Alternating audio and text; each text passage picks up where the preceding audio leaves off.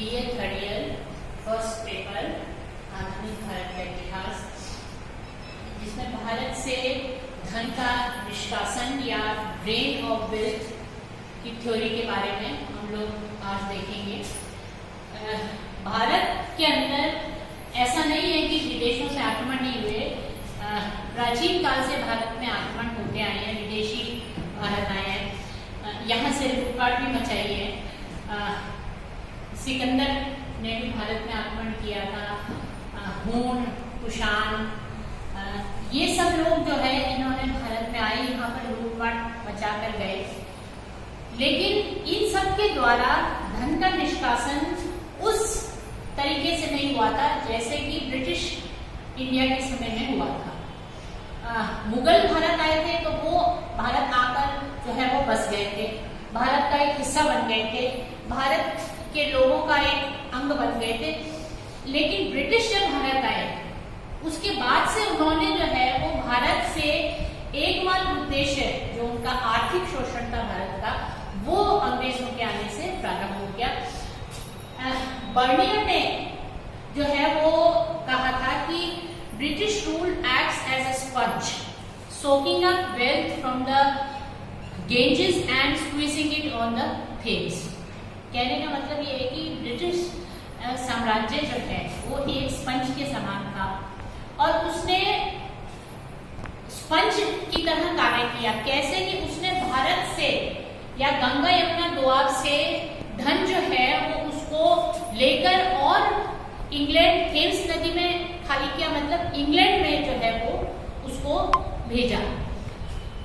1757 से जब से कि बंगाल में कंपनी का अधिकार हो गया था, तब से लेकर और 1947 तक, यानी कि इन लगभग 200 वर्षों में 19वीं सेंचुरी के बिगनिंग तक जो है कंपनी ने और उसके बाद ब्रिटिश सरकार ने लगभग पूरे भारत के ऊपर अपना आधिपत्य स्थापित कर लिया था और भारत का आर्थिक शोषण प्रारंभ हो गया।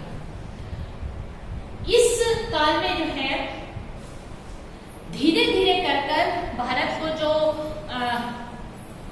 सोने की चिड़िया कहा जाता था, उससे लेकर और जब 1947 में ब्रिटिशरों ने भारत छोड़ा, तब तक भारत एक बहुत ही निर्धन प्रदेश हो गया था।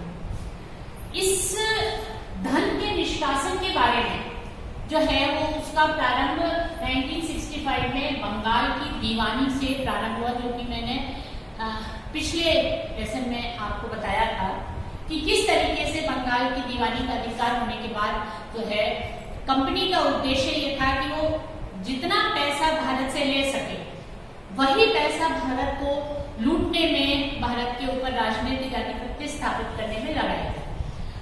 इससे पहले भारत जो है वो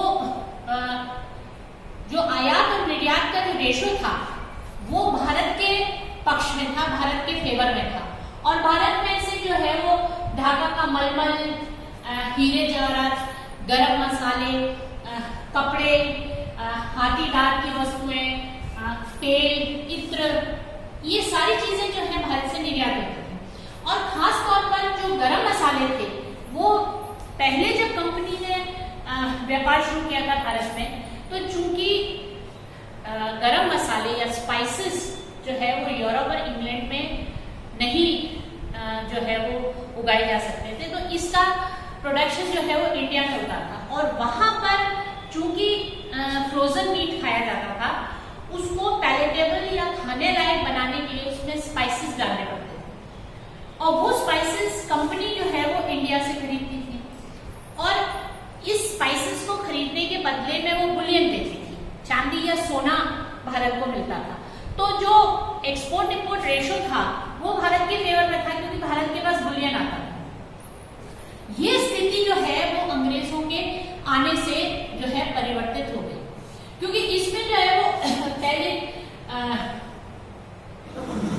बर्नियर ने जो है भारत के लिए कहा था कि भारत एक गड्ढा है और ऐसा गड्ढा है जहां विश्व का सोना और चांदी आता है और उस गड्ढे के अंदर गिरता है।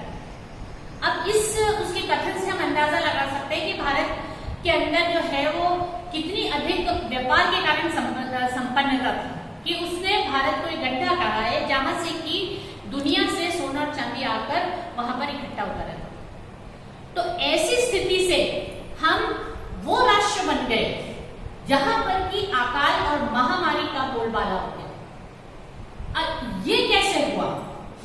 तो ये जो भारत के अंदर जो धन संपदा थी वो किस प्रकार से इंग्लैंड के पास गई, ये थ्योरी जो है ये दादा भाई नायरोबी ने 2 मई 1867 में इस थ्योरी ड्रेन ऑफ वेल्थ या धन का निष्कासन या धन का बहिर्गमन के नाम से इस थ्योरी को प्रतिपादित किया कि ये भारत के अंदर किस तरह से ये जो धन का निष्कासन इस प्रकार से नहीं था जैसे कि कोई किसी ने भारत के ऊपर आक्रमण किया, यहाँ से लूट ली और चला गया।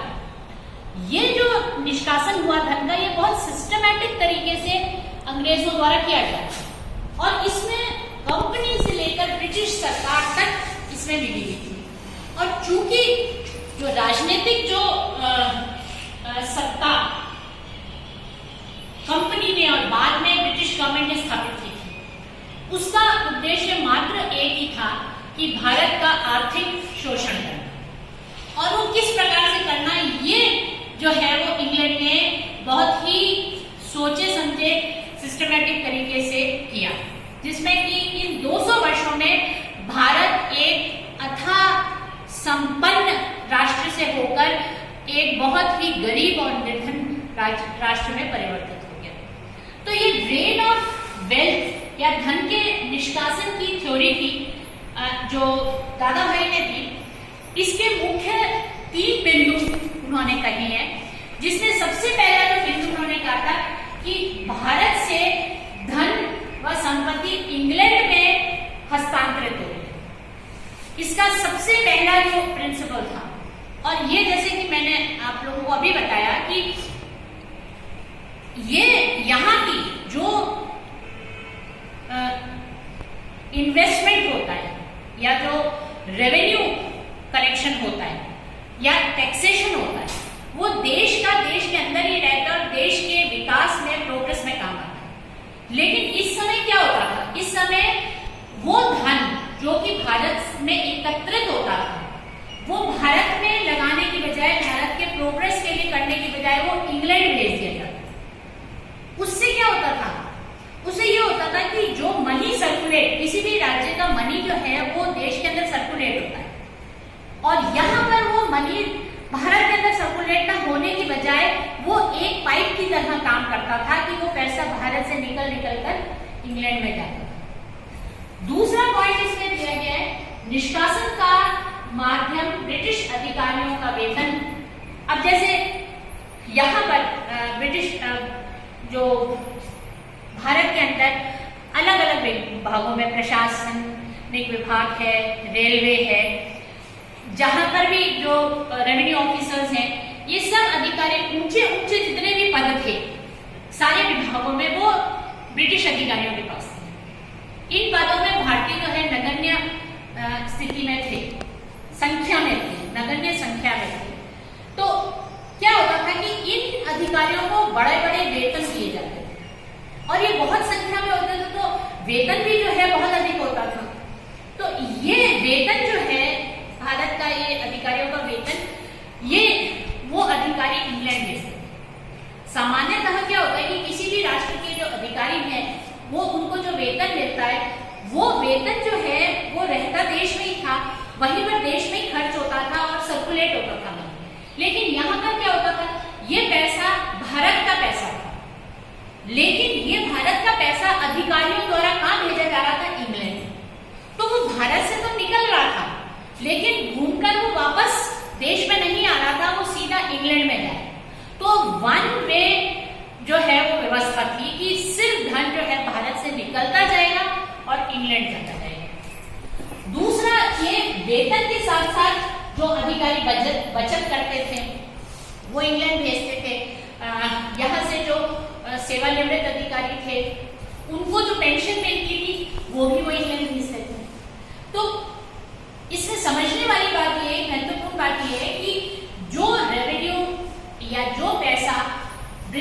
अधिकारियों को मिलता था वो सीधा सीधा इंग्लैंड में जाता था।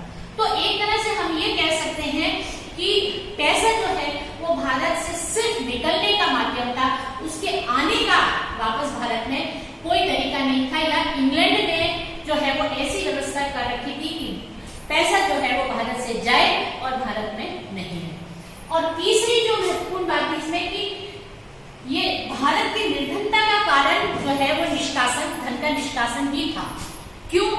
क्योंकि जो पैसा राष्ट्र का राष्ट्र में रहता है वो भले एक रूप में होता हो, जैसे अगर हम उदाहरण के लिए देखें कि अधिकारियों को जो वेतन मिलता है, अगर वो भारत में रहते तो भारत की वस्तु खरीदते, भारत के अंदर वो पैसा खर्च होता, तो वो भारत के व्यापारियों को मिलता, भारत के इंफ्रास्ट्रक्चर डेवलप करने के लिए। लेकिन यहाँ क्या हो रहा था, यहाँ वो पैसा निकलता जा रहा था। तो भारत धीरे धीरे क्या जो बहुत अधिक संपन्न होते हुए भी भारत निर्धन हो गया, क्योंकि यहाँ पर एक ही तरफ एक ही डायरेक्शन में जो है पैसा जा रहा है, वो भारत के बाहर। सर्कुलेट संपन्नता राष्ट्र, किसी भी राष्ट्र को विकसित और संपन्न होने के लिए सर्कुलेशन ऑफ मनी की आवश्यकता होती है, देश का पैसा सर्कुलेट हो। लेकिन भारत में सर्कुलेशन उस समय नहीं होता, उसमें पैसा जो है सीधा का सीधा भारत से बाहर जाता था। ये दादा भाई नायडू की धन निष्कासन